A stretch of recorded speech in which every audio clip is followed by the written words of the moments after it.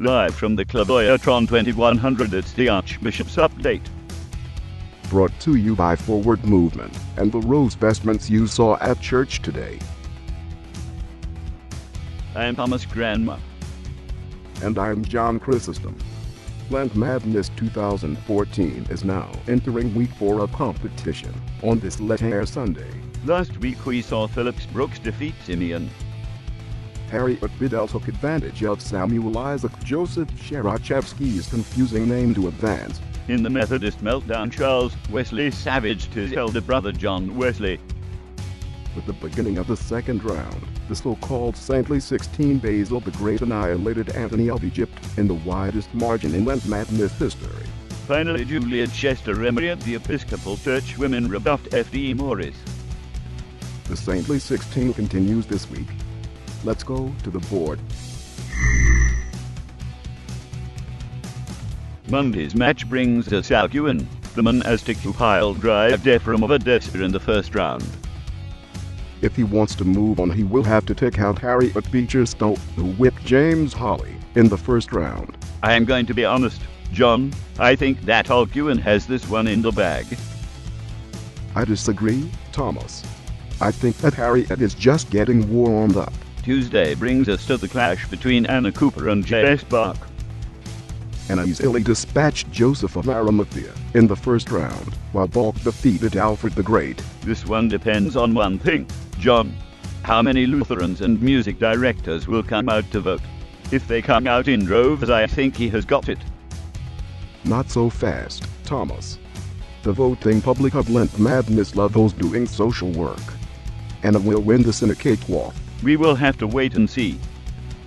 Up next we have Lydia facing John of the Cross. Lydia was victorious over Moses the Black in the first round, while John took out Nicholas Ridley in the Reformation rematch. I think that Lydia will have the advantage here, Thomas, being a biblical saint. I don't think so, John. I think John of the Cross will have the mystical advantage here. On Thursday we will see the return of Catherine of Siena, having defeated Catherine of Alexandria in the first round. Absolutely, John. She will be taking of Bishop Phillips Brooks, who routed Simeon in the first round. I think that Catherine will have the advantage here. I don't think Bishop Phillips is strong enough, Thomas. I disagree, John. I think the Diocese of Massachusetts will rally up behind him. Perhaps, Thomas. But I don't think it will be enough.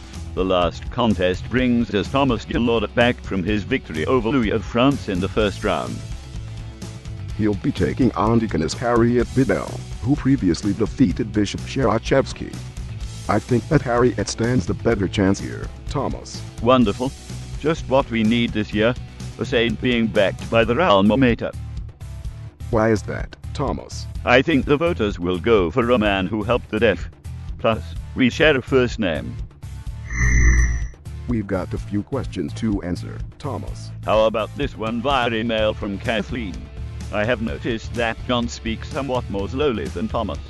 Is this due to the fact that having a golden mouth makes articulation somewhat more difficult? Kathleen, I don't think I am speaking any slower than Thomas. Maybe it's the clairvoyant run. What do you think, Mabel? Everything is working fine. Archbishop Thomas's voice might sound faster due to his projected accent, but they speak at the same speed. John, Glenn Brown submitted us one. So, done. Juliet, who's right? For those not aware, there is a major controversy about an alteration to the Nicene Creed by the Latin Church regarding the Holy Spirit, with the inclusion of the word filioque into the Latin version of the Creed. Glenn, we can't answer that. We would certainly be sent to the penalty box. We aren't touching that question with a 5-foot pole. Unless you want Maple Anglican giving you color commentary for the next 2 weeks. Let's do this one from Elizabeth on Twitter. When will the 2015 bracket be announced? Elizabeth, let me understand this.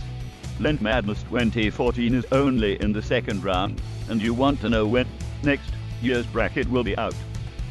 Nominations for next year will begin sometime after Easter. The finalized bracket likely in the summer. Trust us, Elizabeth. You will have plenty of time to to organize for next year. There is this one on Facebook from Vicky Hughes. Hurrah cheese, it struck me as you were reprimanding a writer for asking to get Fred Rogers Stop into right the there, game. John. We are laying down the law right now. No more questions about Fred Rogers. If you want him on the bracket in the future, please lobby the Standing Commission on Liturgy and Music, the Episcopal Church, 815 2nd Avenue, New York, New York 10017, to include him on the calendar of saints. Let's do this one by Nina, the official host of Lent Madness. So Archbishops, what's the deal with Laetare Sunday? Why the rose vestments? Well, Nina, the name comes from the old Latin introit for the fourth Sunday of Lent that began, Laetare Jerusalem, et conventum facie Domins Quidiligitisime. Traditionally it was a more joyful Sunday of the Lenten season. Thus the rose vestments were substituted for the purple ones. That's all the time we have today. We'll be back next Sunday. Make certain to submit us a question to enter into our second draw for Lent Madness coffee mug. Conditions apply. But, most importantly, remember to go to lentmadness.org and vote for your favorite saint.